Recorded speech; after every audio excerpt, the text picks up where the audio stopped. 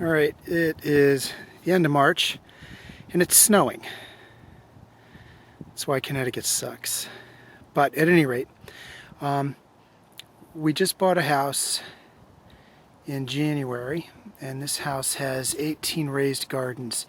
As you can see, they're somewhat in disrepair. I think they probably last couple years could have used some work.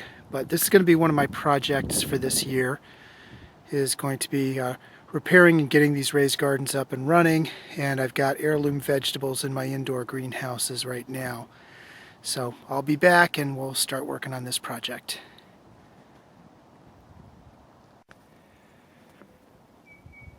Okay, snow is finally gone, and so here's a view. Just bought this place in January. It's now beginning of April and the snow finally left. That's freaking horrible. But as you can see, there's 18 raised gardens here. Whoops, tripped.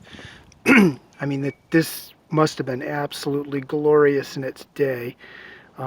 It's fallen into some disrepair, it looks like, maybe over the last couple years. But I intend to restore this to its former glory. So I'm going to start by repairing these raised beds. I've already got my seedlings started inside. This has a mix of annual gardens and perennial gardens. So for example, over here, that garden in the rear there is asparagus, so that's perennial. That's going to come up again. And then we've got blueberries, raspberries, grapes, and some other things. The people that I bought the place from left me a map of what was where. And then some of these are annual gardens, you know, tomatoes, eggplants, and, you know, other things that I decide to put in. So this is basically the before shot, and hopefully by the end of the summer I'll have an after shot to show you. That's supposed to be an apple tree over there. So now we'll see how that works out. She said she never got any apples off of it, but we'll see. And in the background you can see that the property is surrounded by basically town forests, so nobody can ever build there.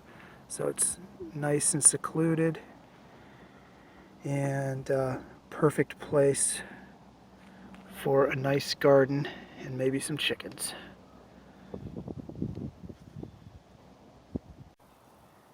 Okay, here's another angle, and one thing you'll notice is that the ground slopes here. So what they did is they basically did the raised gardens on the slope. So that would be one option, and I'm kind of thinking about it right now to see what I want to do. You could either do the raised gardens on the slope the way they did. Here, maybe this is kind of a better angle where you can see it.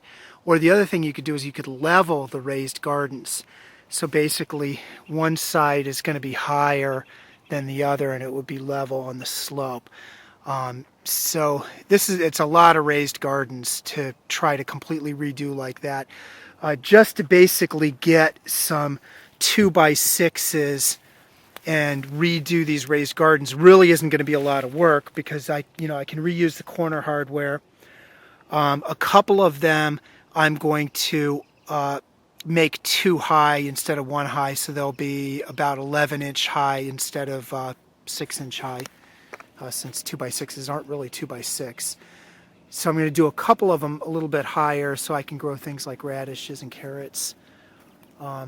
But I'm still trying to consider whether I want to go the extra mini miles to level these things, or whether I want to just do them on the slope, which is what I'm kind of leaning towards right now, no pun intended. So more to come on this project.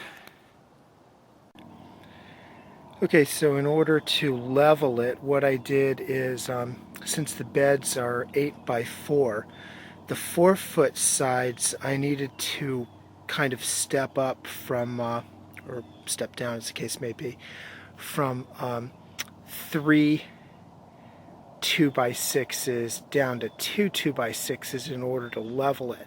So what I did is I took one of the 4-foot 2x6s and cut it diagonally all the way across, and then I just screwed it onto the bottom of one of the other 4-foot sections.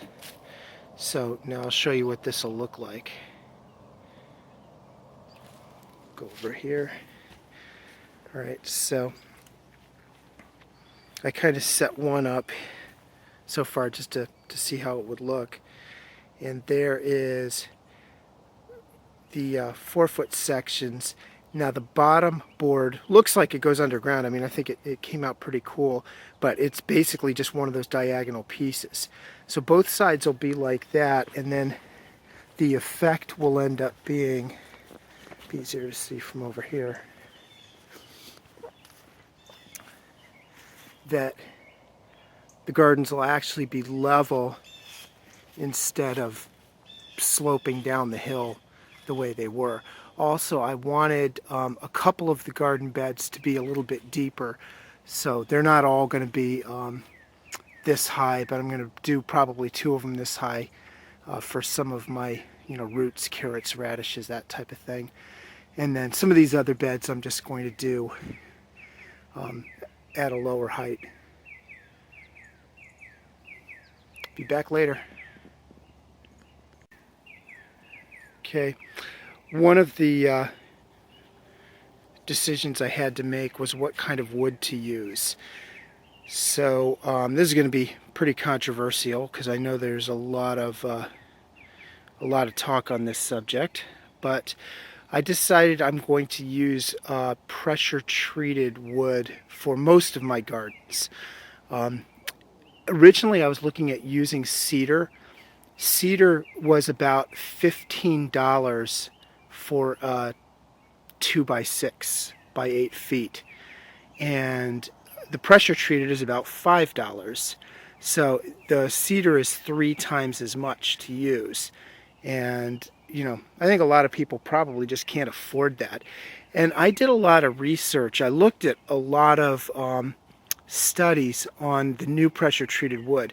Now, it used to be that pressure treated wood contained some pretty bad things like arsenic. It doesn't anymore. The EPA banned that for residential use. So the pressure treated wood that you get now basically is pressure treated with a copper wood treating and a fungicide. Now, there doesn't appear to be any research that I have found that indicates that the copper leaches into the soil or could get into your vegetables or into you. So now I know there's a lot of people out there that say don't use pressure treated wood, but I didn't find anything really that any science that said that this is a problem. And this pressure treated wood with the copper has been around for a long time. The other thing I looked at was there's some people that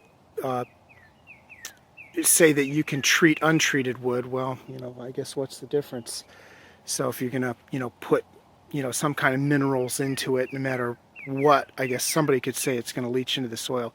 So I decided to go with the pressure treated wood. It's a lot less expensive. I've got 18 raised gardens to do. Now what I am planning on doing is I'm going to do a little experiment, and I'm going to do at least one of the raised garden with, so this is pressure treated Douglas fir. I'm going to do at least one of the gardens with non-pressure treated Douglas fir, and then I'm going to do at least one of the gardens with cedar. And that way I can, kind of do a little experiment over the years and see really what the difference is. That'll be a video for years from now. And here's the old wood that I started to pull off of this garden, so it has seen its day. Obviously this has been around for a while. I'm not sure what they used, what kind of wood this was, whether it was untreated or pressure treated. I'm assuming it was untreated. But anyway, we'll be back later with more.